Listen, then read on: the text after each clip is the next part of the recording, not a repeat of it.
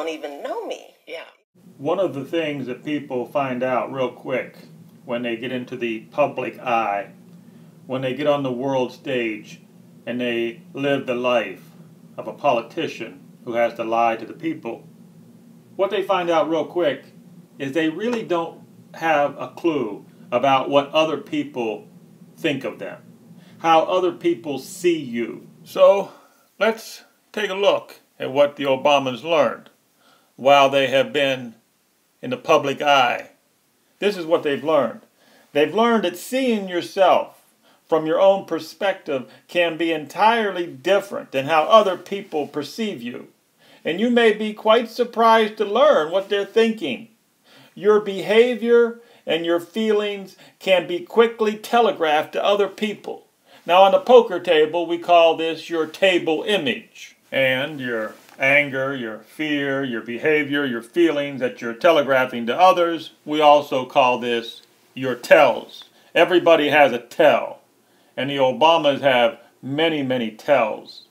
They found out how Americans felt about them very quickly in the game. What it really comes down to is this. If it looks like a duck, and it walks like a duck, and it quacks like a duck, well, I think we have to at least consider the possibility that what we have here is a small, deceptive, lying aquatic bird of the family of criminal politicians on our hands. And what are we going to do about it? Or more importantly, why are we talking about this today? Well, that's easy. Michelle Obama has came out and said that America has no hope. Or what she really means is her side has no hope. Remember, it's us versus them. We are a divided country, and now everybody is finally figuring it out. So let's listen to Mrs. Obama as she says her side has no hope. Now, yeah. See, now we're feeling what not having hope feels like, you know.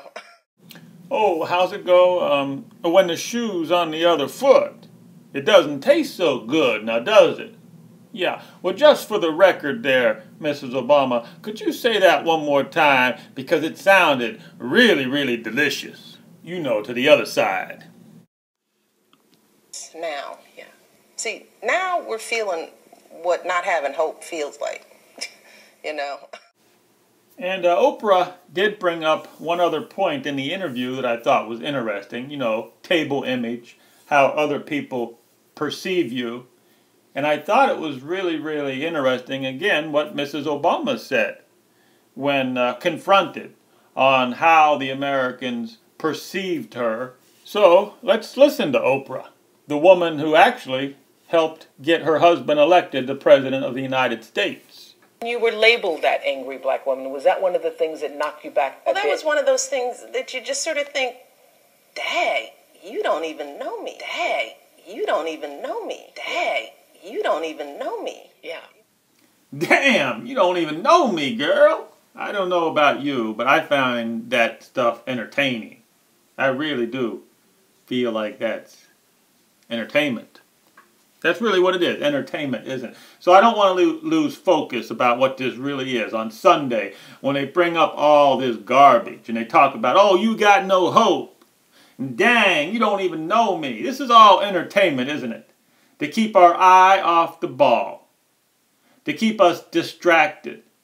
Every day, mainstream media. That's what this is. So even as enjoyable as that clip is, I must keep on telling myself that this is disinformation. This is to distract us from the fact that there really is no difference between George Bush, Obama, and probably even Donald Trump for that matter. We'll learn that in the future. I mean, these people are just destroying the country.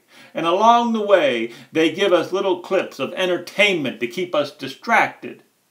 It really is kind of sad. As entertaining as it is to see the enemy with their anxiety, their fear, their disappointment with no hope, it's enjoyable for me to see that, but I must realize that it is entertainment. And Donald Trump, of course, is not going to let us down. He's going to get in on the show. He has to get up there on stage and perform his act. So let's listen to what Donald Trump thinks about Obama's no hope. Michelle Obama said yesterday that there's no hope.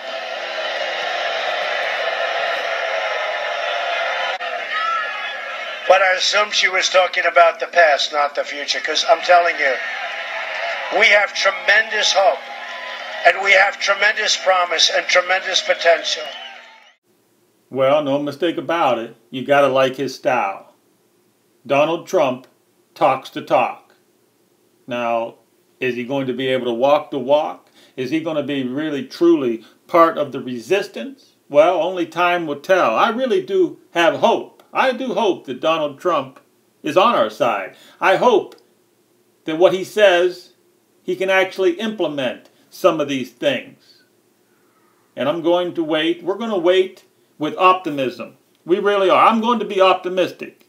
There are some times where I get upset when he puts filthy Hollywood, Goldman Sachs, Wall Street scum in positions of power. Of course I get upset. But even having said that, I'm going to have to keep a little bit of optimism, a little bit of hope that Donald Trump is going to do something good for us, because that damn Obama, Jesus, damn it, boy. In 8 years, he brought us down hard. He brought us down hard. So let's talk about Michelle a little bit more, because I get it. I get it with Michelle Obama. It's difficult being on the public eye, being out there on the world stage. I get how difficult it is. And Michelle learned the hard way how the world was going to have a microscope on her, watching that evil eye, that death stare. Yeah, they were going to pick out every little thing on her. But even at the risk of pissing anybody off out there, I must say this in defense of Michelle. There are times when a strong black woman is needed in the African American community. You see, strong black women have kept these families together for generations.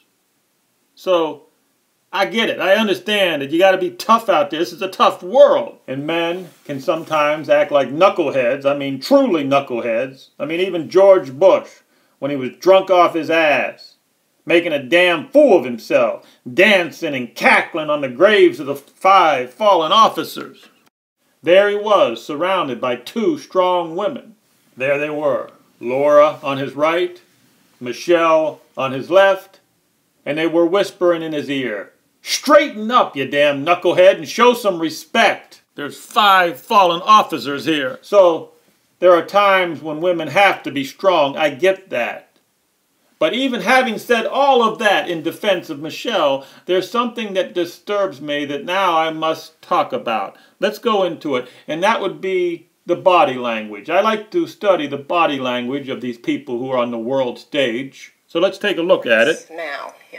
See, now we're feeling what not having hope feels like. Now, I did catch something there that was a little disturbing, maybe a little deceptive. I want to go into it. But first, realize this. There is no doubt that Michelle really does believe what she is saying. The us versus them mentality has been ingrained in her heart and soul from day one.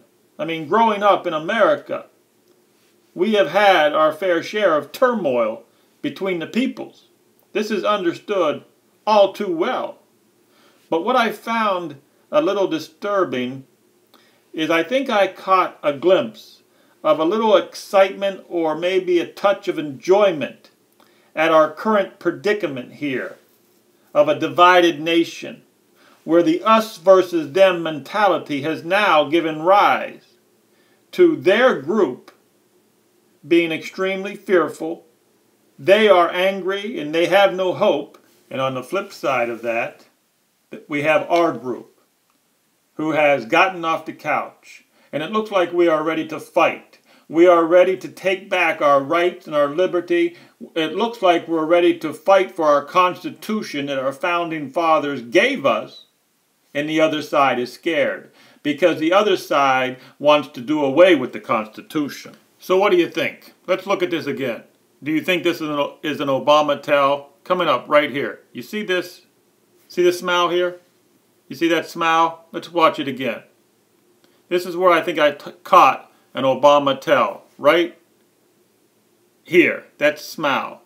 I'm going to let you listen to it again. I believe that that could be a Michelle Obama tell. I think what it tells me is there's a little glimpse of excitement and enjoyment in this predicament that we now find ourselves in as a divided country. Maybe I'm going off on a stretch here. Maybe I'm looking too far into it. Maybe it's not there. I don't know for sure. Let you be the judge. We'll look at it again. Do you see that there's just a flicker of enjoyment that she's getting out of this situation that I say is us versus them? I don't know. Let's take a look at it again. Now, yeah.